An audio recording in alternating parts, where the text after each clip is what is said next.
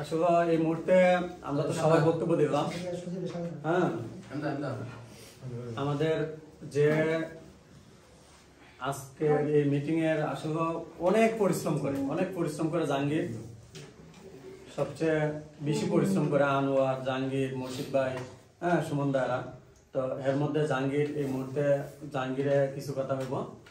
মূলত আসলে কিভাবে হয়েছিল এটাও একটু অবশ্যই জানাইব। আমি অনুরোধ করব জনাব জাহাঙ্গীর সাহেবকে ওনার মূল্যবান বক্তব্য রাখার জন্য। বিসমিল্লাহির রহমানির রহিম।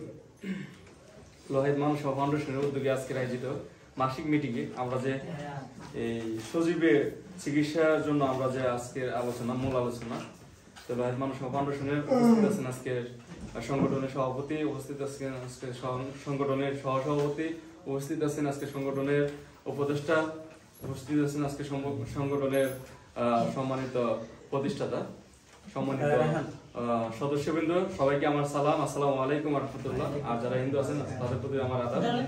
আশা করছি সবাই ভালো আছেন আর সবাই ভালো তাই প্রত্যাশাই করি আমি। আজকে বিষয়, আজকে মিটিং এর যে মূল আলোচনা, আজকে মিটিং এর যে মূল কথা আমাদের সজীবের চিকিৎসা, সজীবের চিকিৎসার জন্য এগিয়ে আসা।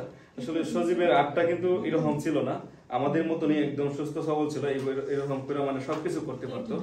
এর আটটা আমাদের সভাপতি সাহেব আমাদেরকে বলছেন যে এটা কিভাবে হয়েছে এটা বলার জন্য। এর আটটা আসলে একটা দুর্ঘটনা বলতে পারেন, ভাগ্যদোষে একটা দুর্ঘটনা।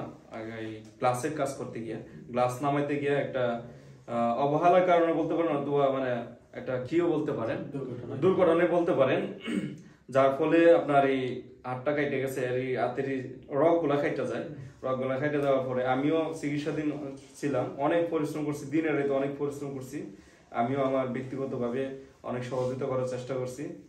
এখনো আবার আপনাদের সাথে আমি 5,000 টাকা সহযোগিতা করবো বলছিলাম। আমি চাই আপনারা যারা আমাদের লাইভটি দেখতেছেন অথবা পরবর্তীতে আমাদের ভিডিওটা দেখবেন, আপনারা একটু সহযোগিতার হাত বাড়িয়ে দিবেন। আমাদের ভিডিও স্ক্রিনে আমাদের সহযোগিতা করার জন্য নাম্বার থাকবে, আমার সাথে যোগাযোগ করার জন্য। আমার অনেক ভিডিওতে, সব ভিডিওতে আমার নাম্বার থাকে, আমার সাথে যোগাযোগ করতে পারবেন।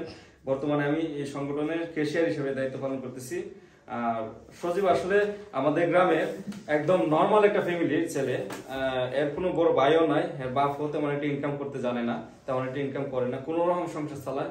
আর এর আসলে এতটা জমি জমাও নাই।